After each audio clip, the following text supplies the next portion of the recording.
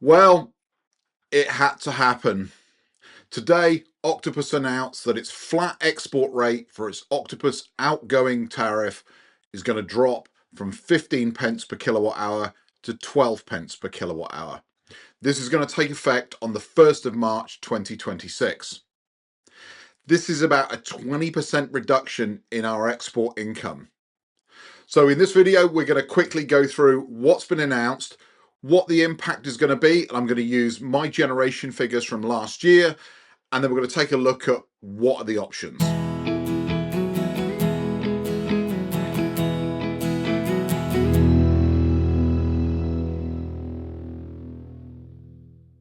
So firstly, a huge thank you to Andrew Smith and everybody who sent me this email. Now, I haven't actually received it myself, and that could just be that I'm further down the list of the batch of emails that come out. But JT from the future here. I've just received the email from Octopus, and it's missing the section about the export tariff going down. So I think that means that because my fixed rate was set until June 2026, that means that I'm not going to be affected on the 1st of March like others are. So if you didn't get that email, check the version of the email that you're going to receive, because it still talks about the fixing of the prices for Octopus Intelligent Go, and it also talks a little bit about the delay to the changes that they proposed that were supposed to come in January. Anyway, back to other JT earlier today. But if you haven't received this email and you are on Outgoing Octopus, check your app because you may be on a fixed tariff. Now, on my Outgoing Octopus, it says it's fixed until June 2026.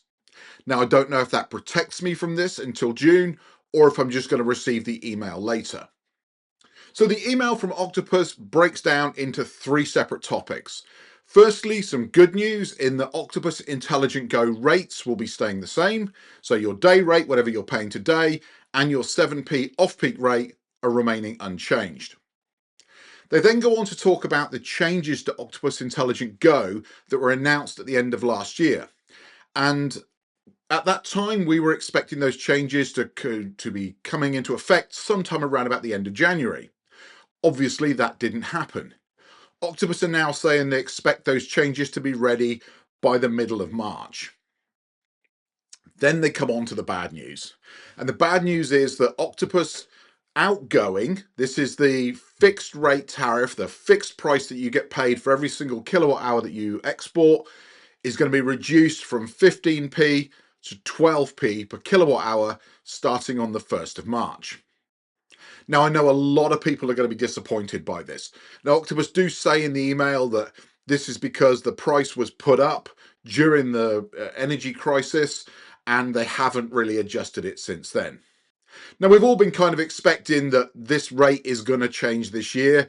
It's just a shame to see it change so close to the part of the year where we start to export in significant volumes.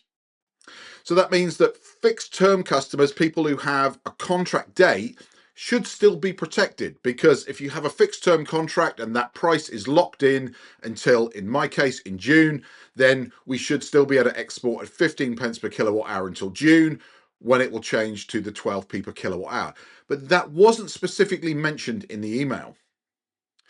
Now, I did a quick check on the website, and things like the Flux tariff and Intelligent Flux haven't changed their rates. Now, there were some changes to these tariffs in the middle of last year, so it might be that they've already taken into account this change. But it does mean that Flux now looks like a really good tariff for exporting, specifically if you've got batteries. Now let's talk about the actual impact of this change. So I'm going to use my 2025 numbers here. Now in 2025, I exported 6,731.85 kilowatt hours of energy, so 6.7 megawatt hours. And for every single one of those kilowatt hours, I was paid 15 pence. That was a grand total for the whole year of £1,009.78. Now, if we reduce that rate by 3 pence, that means for that same amount of energy, I will only be paid £807.82. So if 2026 follows the path of 2025, we had a vaguely similar year, then I can expect to see a reduction in my export income of about £201.96. or roughly 20% less than I earned the year before. So why is this happening right now? Well, the reason Octopus are giving is that export rates were increased during the energy crisis. So as the per kilowatt hour rate went up, the export price went up with it. Now, wholesale prices for energy have fallen significantly since then, but we haven't seen that translate into real noticeable reductions in the import rate of all of our electricity tariffs. So saying they're adjusting these based on the energy crisis doesn't sit right, because otherwise we'd see the import rates coming down as well. And we're not. We're seeing those generally itching up, even though the wholesale price is coming down.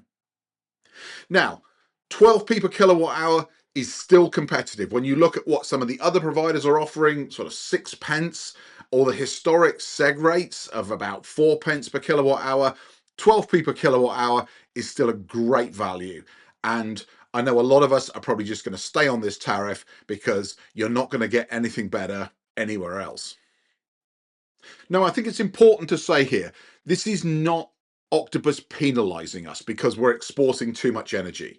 This is what's known as a market normalization, that when those rates were set, the market was fundamentally different from how it is today.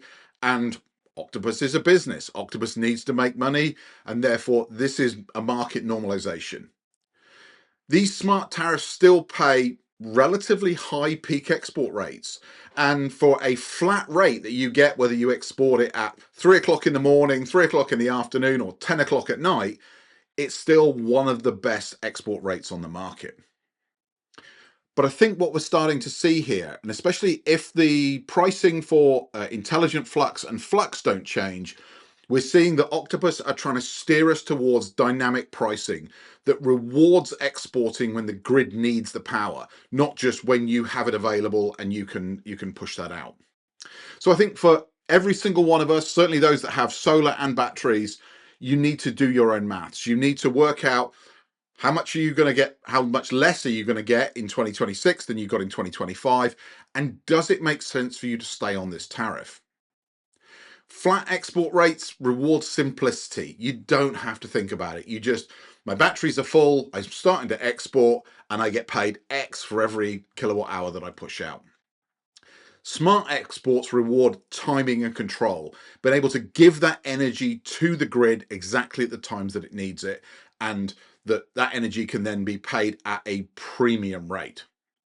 So what I'd highly recommend every single person on this call, especially all of you that have solar and batteries, do is find your annual export in kilowatt hours. It's really easy. If you're on Octopus, just pull up the app. I'll put mine up on the screen right now, but go into year, go back to 2025, click the button that shows how many kilowatt hours you exported, and then multiply that by 0.03. That will give you 3p for every one of those kilowatt hours. And that equals what your yearly drop in income would be if 2026 turns out to be like 2025. Now, if you don't have those numbers, or you don't want to do the maths, roughly if you were to export 3,000 kilowatt hours, you would be losing about £90. If you exported 5,000 kilowatt hours, it would be about £150 less. And if you exported 8,000 kilowatt hours, it'd be about £240 less than you earned last year. So should you switch tariff? Well, I would hold on for now. Let's see what happens as this settles in, see if they do make any changes to the Flux or the intelligent Flux tariffs, or even the outgoing Agile tariff, which I quite often forget to go and look at just because it's not been, I would say, comparable in the last few months. But outgoing Agile is something that I'll certainly be considering over the next couple of months. If you have batteries and you're doing battery arbitrage, then you should definitely be looking at what is it now costing you to import versus what it's costing you to export, and what extra wear and tear that's putting on your battery system to see if that is now a viable thing to continue doing.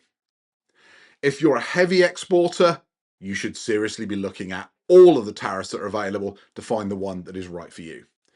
And anyone who's aiming for net zero bills, like I am in 2026, needs to go and redo all of their maths. To wrap this up, solar export is still extremely valuable. We're still getting 12 pence per kilowatt hour, and we don't have to think about it. We just let the system do its thing, and all of that energy that leaks back out into the grid, we will get paid for. But export income structure is changing. So you need to really check your tariffs, run the numbers, and make sure that your setup still works for you.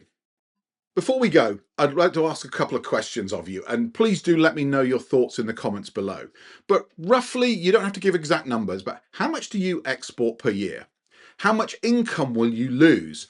Please put those in the comments. And again, rounded up numbers is absolutely fine. I just want to get a feel for how much people are actually going to lose over the course of 2026. And again, use last year's numbers if you can, just to get a rough idea. And if you're willing to say, are you going to stay on a flat export tariff, or will you be switching to something like Flux, certainly for the summer months? Let me know in the comments below. With that, I'm going to sign off. I hope this was informative. I know it wasn't the best news, but if I'm lucky, I'll see you back here real soon for another video. Take care.